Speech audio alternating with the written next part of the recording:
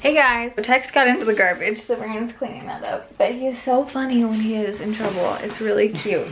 It's like hard to punish him. But he literally had a paper towel stuck to the bottom of his foot. Like, you're not sneaky. And we were gone for like literally 10 minutes because I was craving some creamsicles. So we went to the store and got some creamsicles. Literally in 10 minutes, he was in the garbage. And he's not that bad, but it's just so funny when he is. But I think when we came home, he was doing it because he was licking his lips still. really? Yeah, in the room, he was licking his lips. So we have some crock pot that we started earlier. Brandon started earlier. Some pulled pork. We're gonna have some pulled pork sandwiches.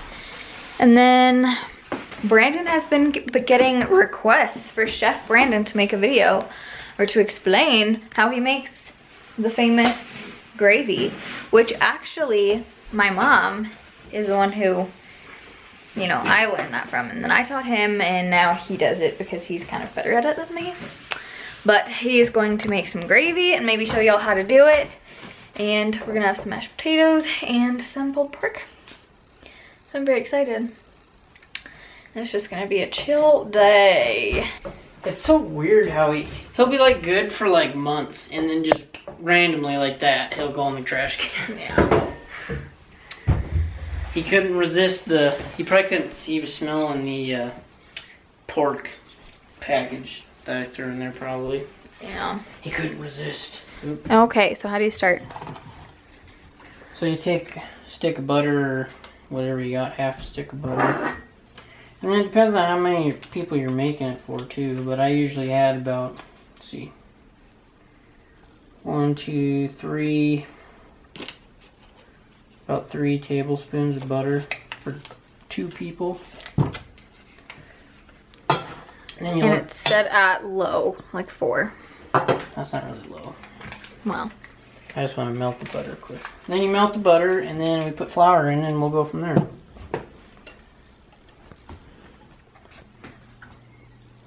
Melt it all the way. Yeah. But don't burn it. Yeah. You really got to watch this because it's really easy for the gravy to burn to the bottom of the pan too once you get going. So once you actually, so once you, that's what I get for playing with it. Yeah. That's what you get for trying to show off. So now what are you doing?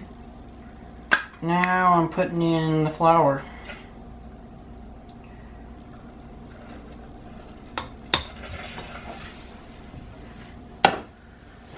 So,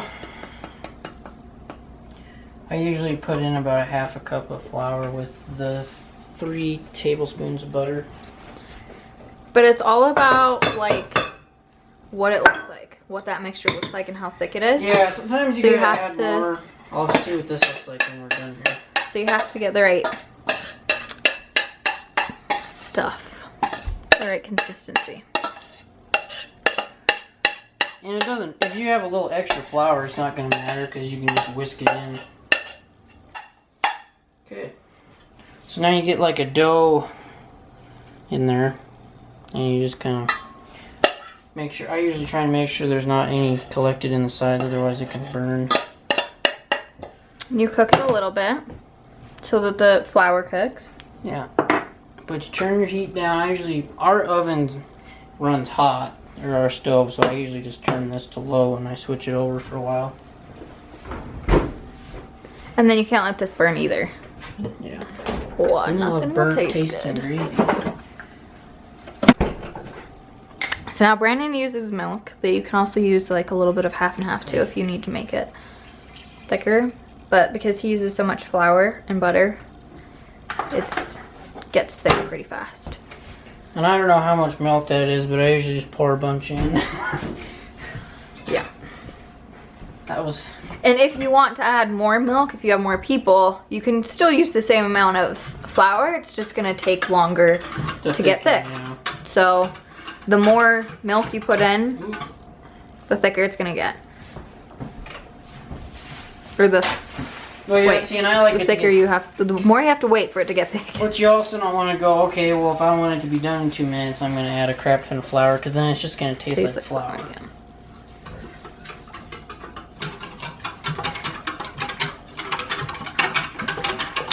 And then you just whisk the gravy or the flour in, and then make sure there's not a bunch of chunks in there.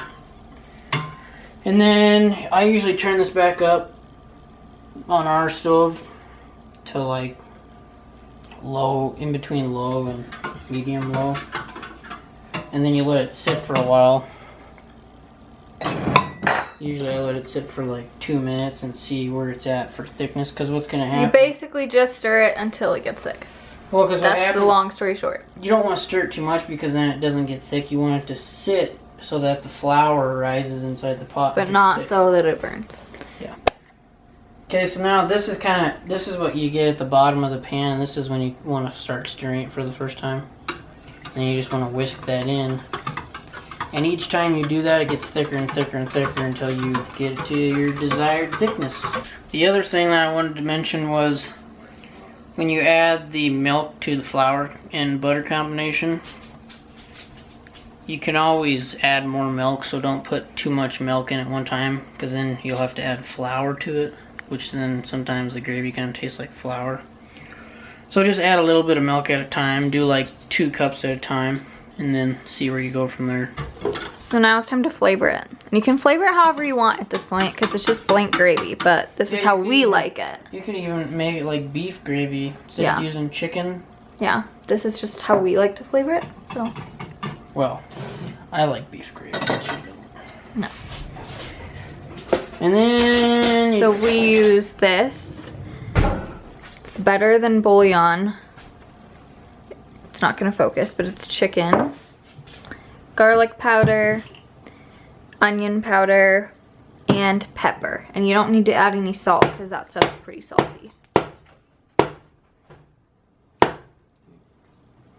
And this is a teaspoon. And you can't really get But just add however much you want. Yeah. Just put in a little bit, taste it, put in a little bit, taste it. It usually takes about at least 3 to get it flavored. I guess it depends on how much you like flavoring, if you like it strong or not. And it'll kind of turn a yellowy color because of that stuff too.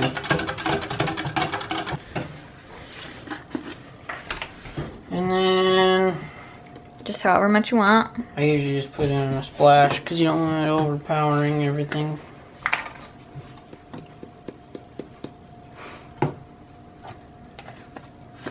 And then you already put in pepper, so however much you want. And then just taste it, add more. You can't take away, but you can always add. Tex, get out of here. So this is dinner, mashed potatoes and gravy that Brandon taught you how to make. And pulled pork sandwiches. It looks so good. And I am showing you this before Brandon has his. Do you want to show? Because he always takes forever to get ready to eat. Show me. Yours. Looks good. And banana peppers are tasty. He says that the pulled pork is really good. My boys. Me and Bougie have the same colored fur. Sure. Tex, why are you so tired?